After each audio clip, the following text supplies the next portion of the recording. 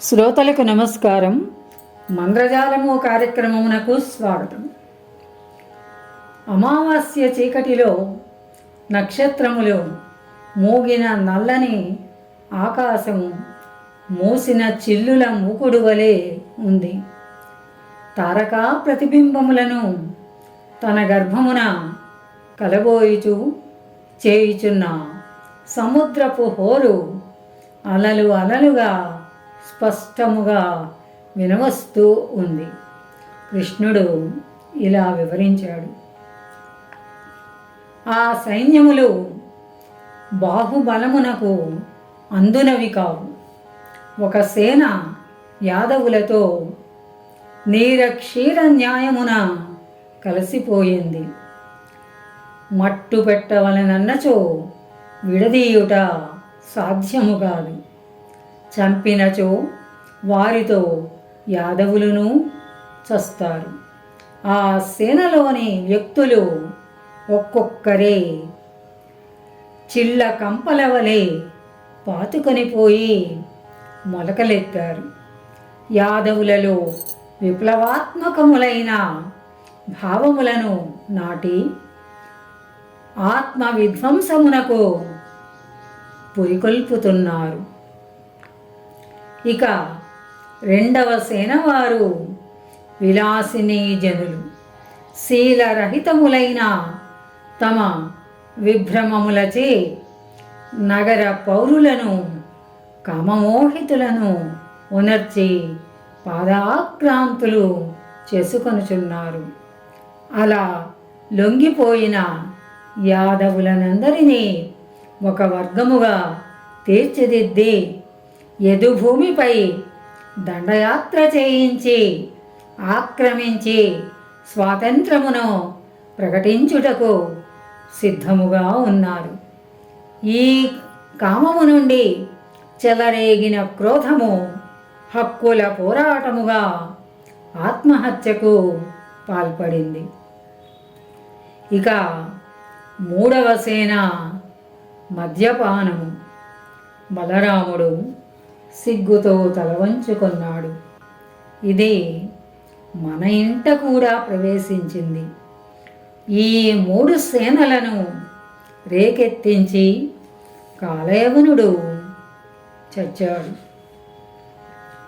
కృష్ణ బలరాములు మందగమనమున ఉద్యాన బాహ్య తోరణము దాటుతుండగా ఒక తపస్వి వారిని సమీపించి నమస్కరించాడు. అతడు ఆజానుబాహువు. కరిగిన బంగారము వంటి మేని కండలు, బెడద కన్నుల నడుమ విశాలమైన భూమధ్యముపై రెండు ఊర్ధ్వ రేఖలు కలిసి తమ్మి మొగ్గ నిలిపినట్లున్నాయి. ఆ భూమధ్యము నుండి చీకటిని తిరస్కరిస్తూ ఒక వర్చస్సు నేతి దీపపు వెలుగు మొగ్గవలే గోచరిస్తూ ఉంది. బలరాముడు ఎవరది అని ప్రశ్నించాడు. శ్రీకృష్ణుడు చిరునగవున, సఖా మైత్రేయ, ఏమి ఈ ఆకస్మికాగమనము? తమరెరుగనిదేమున్నది? ఎరిగిన దానినే మరల మరల ఎరుగ చెప్పవలెను కదా. లీలా మానుష విగ్రహులైన తమ మ్రోల సంభాషించుటకు రాలేదు. మరి ఎలా వచ్చితివి?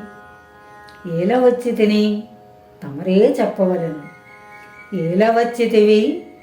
జగములేల వచ్చితివా?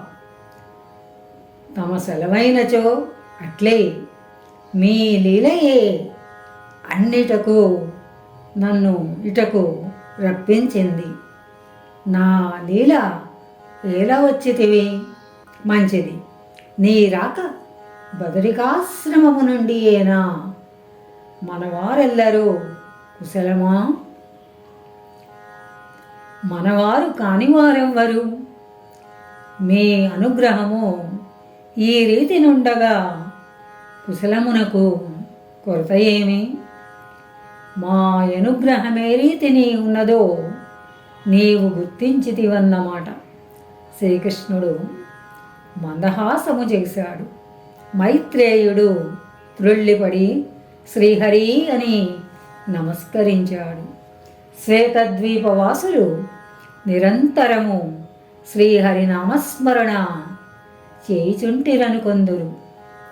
జగములు తల క్రిందైనను వారి తలలకెప్పుడునూ క్రిందు లేదు. బలరాముడు చలోక్తిగా ఇలా అన్నాడు. మీ పరమ గురువు శ్రీకృష్ణుడు లోకమునకు చేసిన ధర్మబోధ యాదవ పాండవుల కర్ణరంధ్రములలో ఇటు దూరి అటు దూసుకొని పోయి శ్వేతద్వీపవాసులకు సోకి హృదయస్థము అయినట్లున్నది. శ్రీకృష్ణుడు తన పార్శ్వమున నడచుచున్న మైత్రేయుని కన్నులలోనికి చూస్తూ ఇలా అన్నాడు. గోదోహన మాత్రకాలము ఒక తావున నుండని సుఖాదుల కోవలోని వాడవు. ఇట నుండి నీ ప్రయాణము ఏ దిక్కునకు తెలిసినను చెప్పించుట మీకు క్రీడ. నేను కొంతకాలము తమ సాన్నిధ్యము అనుభవింపగోరి వచ్చాను. అయినచో మా ఆతిథ్యము ఇంతకాలమునకు స్వీకరింతువన్నమాట. బలరాముడు, మైత్రేయ జాగరూకత వహించుము. తమ్ముడు నీకిచ్చినది మా ఆతిథ్యము. మైత్రేయుడు, చిత్తం. పూర్వము నారదునికే తప్పలేదు. తమకెద్ది క్రీడయో అది మాకనుగ్రహము. బలరాముడు, నారదుని మాట ఎట్లున్నను ముందు యాదవులకిచ్చినాడు. దానితో వారు 2 తెగలుగా చీలినారు. ఒకరినొకరు అంతరింపచేయ సంకల్పించినారు. చీలిపోకుండా చూచుటకై హస్తినాపుర ప్రభువు తాపత్రయపడినాడు. పూర్వము వలె యాదవులు ఏకమై సుఖపడుడని ద్రౌపది కూడా జాలిగా సందేశము పంపింది. విశాల యాదవ రాజ్యము నుండి యాదవ రాష్ట్రము వేరై వర్ధిల్లవలెనను నినాదములు చెవులు గింగిరునెత్తునట్లు ద్వారకాపుర వీధులందును పరిసర పల్లి పట్టణములందును మార్మోగుతున్నాయి. మైత్రేయుడు, సర్వము పురాణ పురుషుని లీల. బలరాముడు, అని సంతోషించితివా? యదురాష్ట్రము కావలనని నినాదములు చేయు యాదవ పురజనులే తమలో తాము క్రుమ్ముకొని ఒకరినొకరు చంపుకొనుతున్నారు. వీధులు శవాకీర్ణములు అవుతున్నాయి. ఒకరి గోష్టములలోని గోవులను ఒకరు వధించుచున్నారు.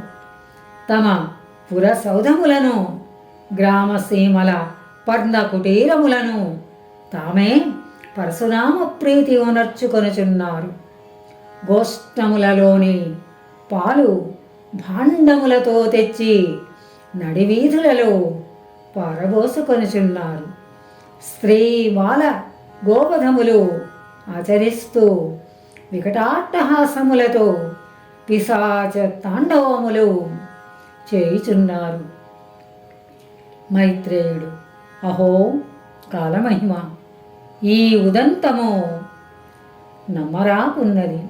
వారు ముగ్గురును ద్వారవతీ వీధులలో సంభాషణలను చేయుచు నడచి వస్తున్నారు.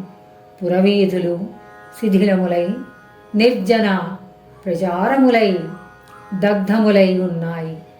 రాజబాటలను అంధకారము ఆవరించినది. దీపస్తంభములన్నీ భిన్నములై ముక్కలై నేలపాలై ఉన్నాయి. రక్షక భటులు దివిటీలు వెలిగించి వీధులలో వెదుగుచూ సంచరిస్తున్నారు. పౌరులు కనిపించినచో వారిని చావమోదుచున్నారు. మైత్రేయుడు: మనము ఇప్పుడిట భౌతిక దేహములతో సంచరించుట క్షేమము కాదనుకొందును. శ్రీకృష్ణుడు: భయము లేదు, కలి నిన్ను తాకలేడు. నా వెంట నడుచు వారికెన్నడునో భద్రమే. ఇలా పలుకుతూ వారు రాజప్రాకారము దాటి లోనికి ప్రవేశించారు. ద్వారపాలకుల శ్రేణులు శిరస్సులు వంచి నమస్కరించాయి. స్వస్తి సశేషం.